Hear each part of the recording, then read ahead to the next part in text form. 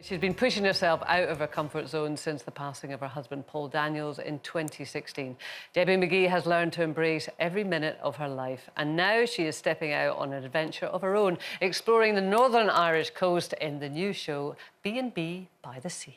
Oh, please welcome Debbie McGee.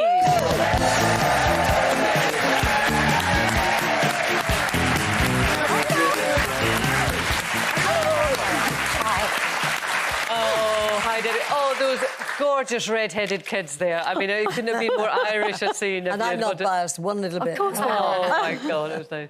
Did you know much about Northern Ireland when you went? I did, yeah. My dad was from Northern Ireland. I think it's how Gloria and I clicked when we very first met all those years ago.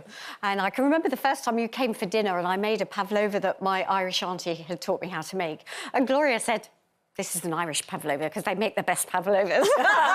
And I never forgot that. I used to be able to make it. And I said, yes.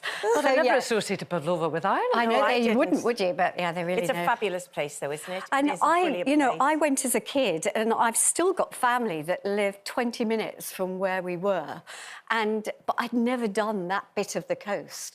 And I don't know if you felt the same, Gloria, but from the moment I arrived, this lovely chap met me, and he said, "Well, before I take you to the B&B, we're going to do a bit of the history." And we drove along the coastline, and yeah, I got this lovely history that I love. Yeah, we should say it's the east coast of Northern Ireland. Yes, I mean, it's a beautiful coastline. And from then on, it was just so special. So that's BBC Two Friday. Your episode goes out, and Gloria, I think you're in an episode as well. So next week, I think, my turn. Yeah. A lot of people. I mean, I think about 12 or 14 people sort of did the show. But I agree with Debbie. See, the thing is that when you live in a place all the time, I'm sure you would identify with this. You take it all for granted, but when you leave it and then go back, I couldn't believe this beach because it is the Atlantic. And the beach goes on for miles. It was fantastic. And one of the things I was a little bit concerned about is I've never holidayed on my own. I'm quite good. I've got used to being on my own, but I don't choose it. It was thrust upon me. And so if I'm so lucky, I've got a close family, I've got lovely friends that invite me on holiday with them. So, you know, but I've never chosen to go on my own. So I was a bit worried, although you're with a film crew, of waking up and it just be me.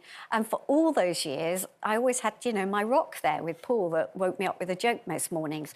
But so I wondered how I'd feel waking up in this place that was right out in the sticks, really.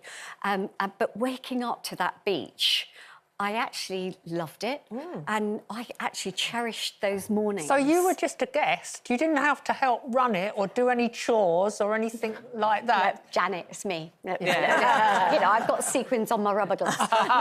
No, but we did help cook the meal in the evening. Did you, Gloria? Absolutely, with lovely yes. Alex Green, and the food was just superb. Yeah. So no, they just, you know, they sent us to go and enjoy that coast of the northeast of Ireland. And, you know, I just have to say I enjoyed every minute. I was really sad to go. Yeah, brilliant. So are you building a new life for yourself now? Yes, you have to. Yeah. You know, I've been listening to the show earlier. To the positive, yeah. And the thing is, I think that some people either had parents that brought them up to be positive or have it naturally. And I think there are people that really struggle with positivity. And I think the only way that you can get positive is to focus on what's good and focus on what you've been lucky about. And I think for Gloria and I, having lost people who are so close to you and even losing my dad, what's kept me going is how lucky I was to have them in my life. And helping other people as well, in their name. Yes, and exactly. But you pushed yourself out of your comfort zone, Totally, didn't you? Janet. By doing Strictly, it's almost like you thought, I've got to do something that will consume me so much I won't be able to think about what I'm missing. And you were mind-blowing in that series. Thank I you, mean, really. absolutely That Argentinian tango, wow. Because people didn't know, a lot of people didn't know that you were a dancer. No, I mean, the thing is, I hadn't danced for about 35 years. So I'd always kept fit with Pilates and yoga and stuff, and I walk. But I hadn't done anything like that. And the dance that I did, that I gave up when I was 24, was so different to their technique. And, you know, and if you've done Strictly, as a few of us have, it is weird, the learning process, and it is so hard. It is so hard learning those steps and the technique together. But I just thought, well, I've been given this opportunity, but I never knew it would achieve what it achieved, because I think people had just seen me as Paul's sidekick, and he was such a big character, and I allowed him to be. Did you ever consider a career in dance before you became his Oh, yeah, assistant? I'd done some modern dancing, but when I was 19, I went to Iran as a classical ballet dancer. Did you? And then I backed ABBA and Christopher as like a little backing dancer. But when I started doing Paul's shows then, I couldn't do both, so I had to make a decision. And You were the lovely Debbie McGee. And you didn't even like magic, apparently, No, is that I hated right? it. I did you? Really? When I signed the contract to work with Paul, I didn't even know who he was. I didn't know what he did, because I was living in Iran.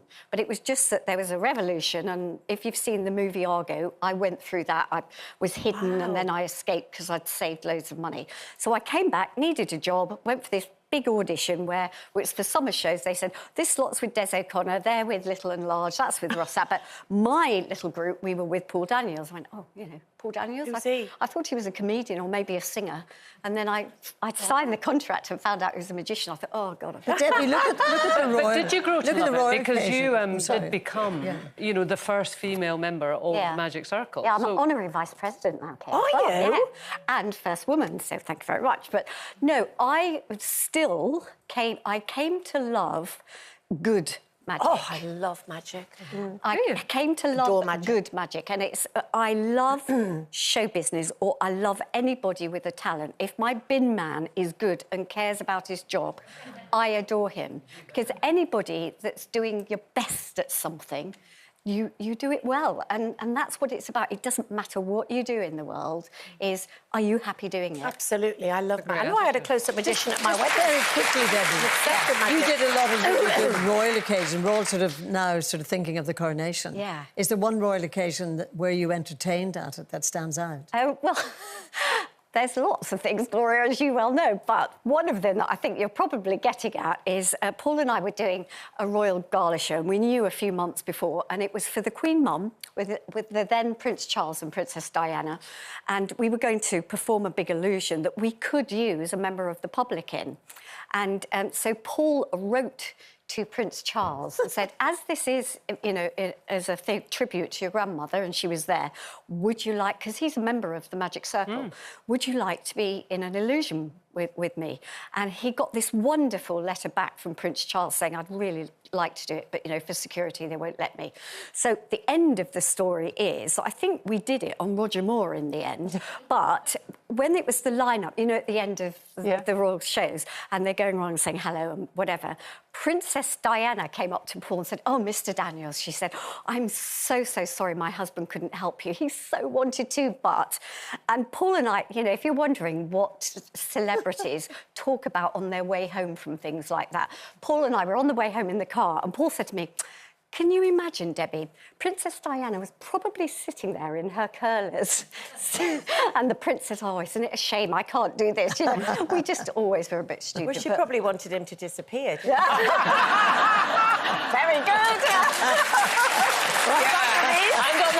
And on that note, Debbie, listen, thank you very much. It's always lovely to see you. And, of course, we have B&B By The Sea, BBC Two, this Friday at 6:30. Debbie McGee, everybody.